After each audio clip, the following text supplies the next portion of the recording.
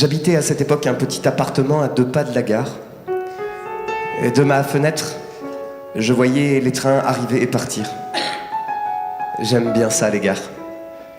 J'y vais souvent pour rien, juste pour regarder les gens qui se disent au revoir. Il y a les adieux dramatiques. Ceux des couples pour qui la séparation est une tragédie. Ils restent enlacés 2 heures, s'embrassent dans le cou, sur les cheveux, sur l'œil. Ils s'embrassent quoi. Sur ce qui tombe sous leurs lèvres. Ils gloussent et se chuchotent des trucs à l'oreille qui font rire.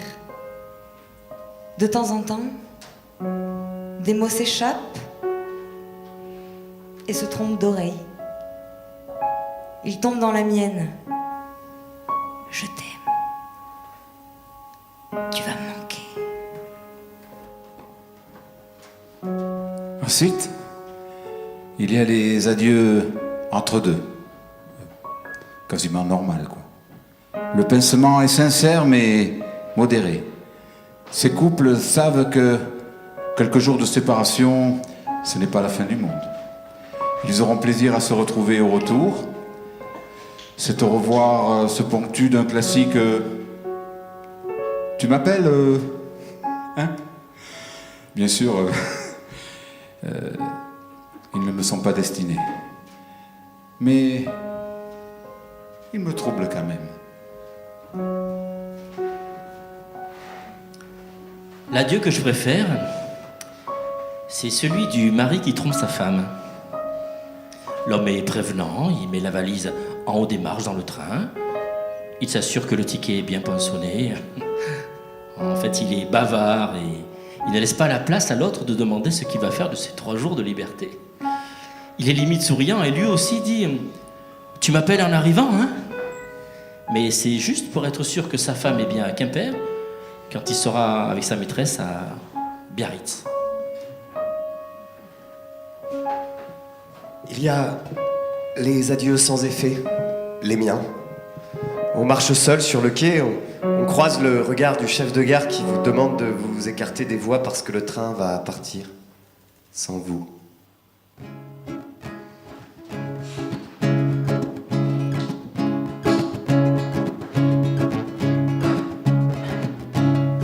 Partir pour n'importe où, ou pour n'importe quoi, pour Londres, le Pérou, Panama ou Nouméa.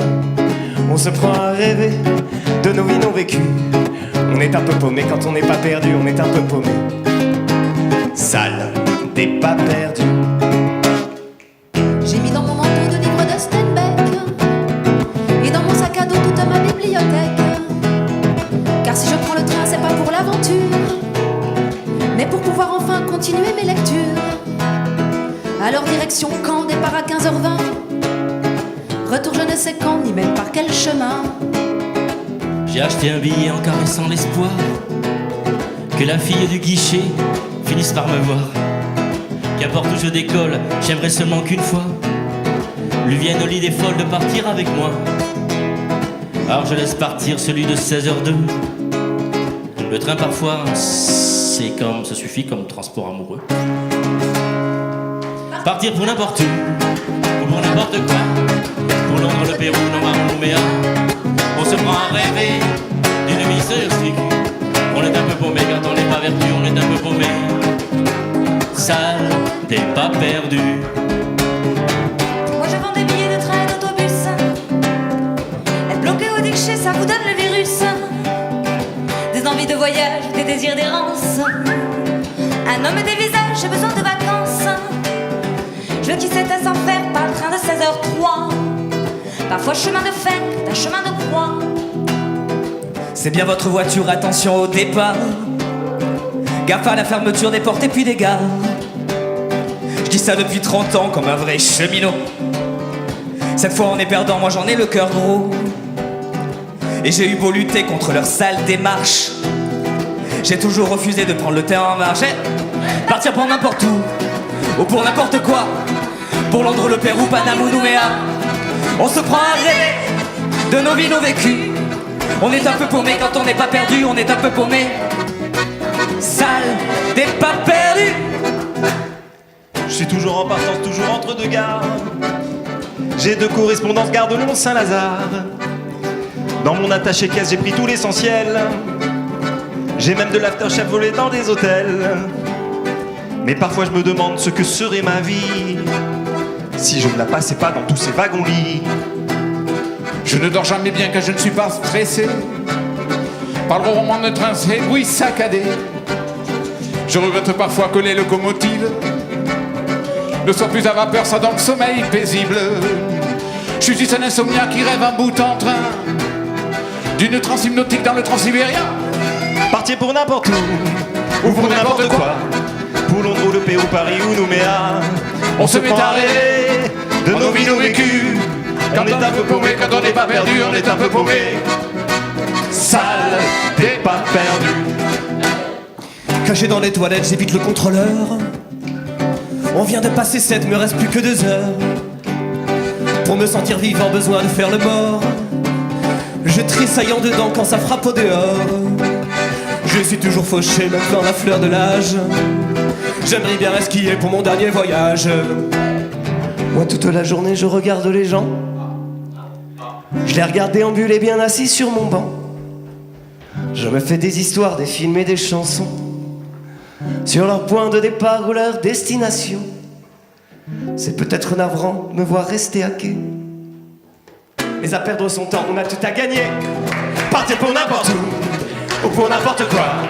Pour Londres, le Pérou, Panama ou Nouméa. On se prend à rêver de nos vies, nos vécus.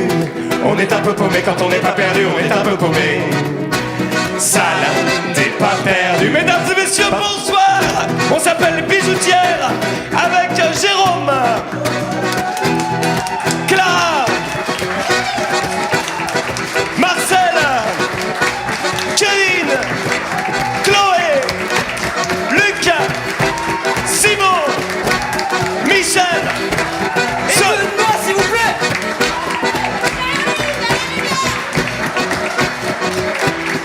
Et Aurélien Lançon. Merci la Pascal et Emma du Bijou de nous avoir accueillis. Merci à vous d'être venus, merci à vous d'être restés. C'est important. Partir pour n'importe où, ou pour n'importe quoi. Pour Londres, le Pérou, Panama ou Nouméa. On se prend à rêver de nos vies, nos vécus. On est un peu paumé quand on n'est pas perdu, on est un peu paumé. Sale